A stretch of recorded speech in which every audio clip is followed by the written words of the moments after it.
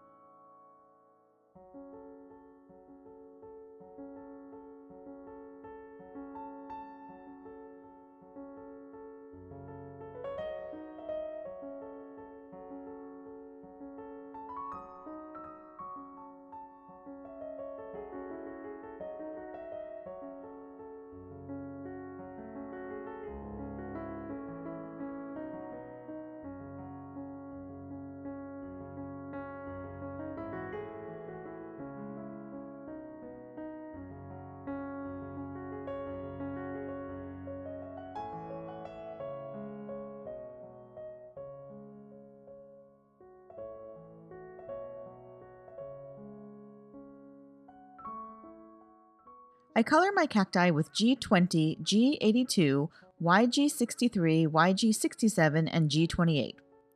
And I use the lighter of those shades with G21 to color my other desert plants.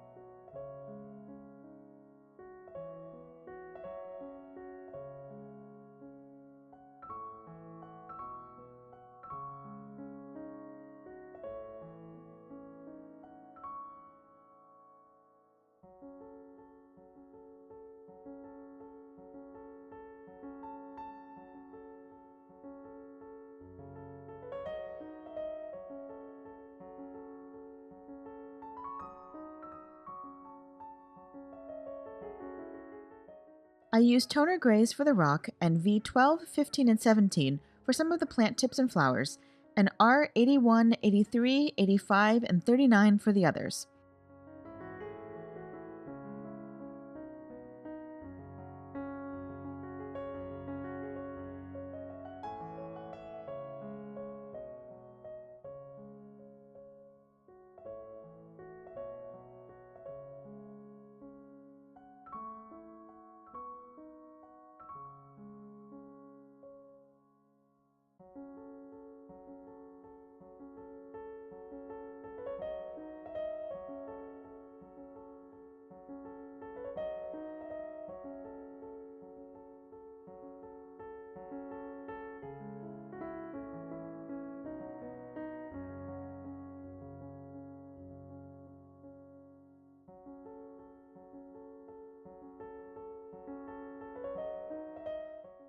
Once I finish coloring, I die cut the images with the coordinating dies.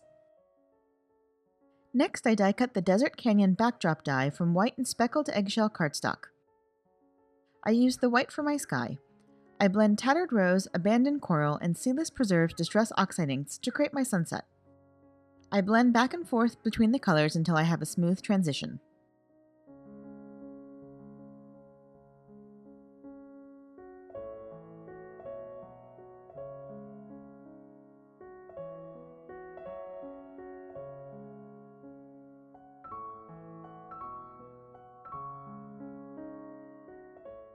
Then I blend tea dye and vintage photo distress inks onto the canyon.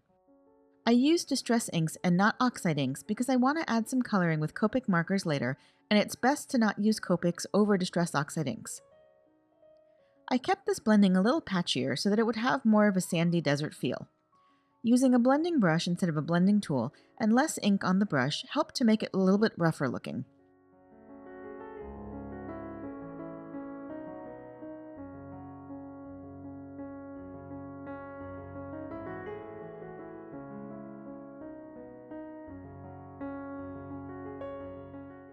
Then I create even more texture by splattering the canyon with water, diluted tea dye and vintage photo distress inks, and metallic gold watercolor paint. Then I set both panels aside to dry completely. Once they're dry, I adhere them to a white card base. Then I use Copic markers in the same shades I used to color my fennec fox and just add some dots of varying sizes across the canyon backdrop. This just helps to give that backdrop a little more depth and dimension.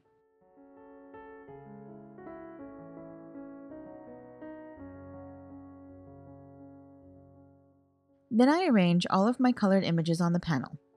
Off camera, I stamp a sentiment from Sometimes Life is Prickly and heat emboss it onto black licorice cardstock with gold embossing powder.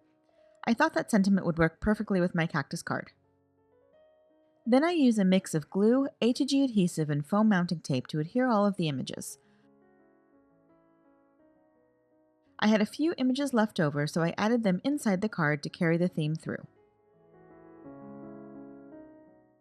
Next, I add a little clear wink of Stella and accents with a white gel pen.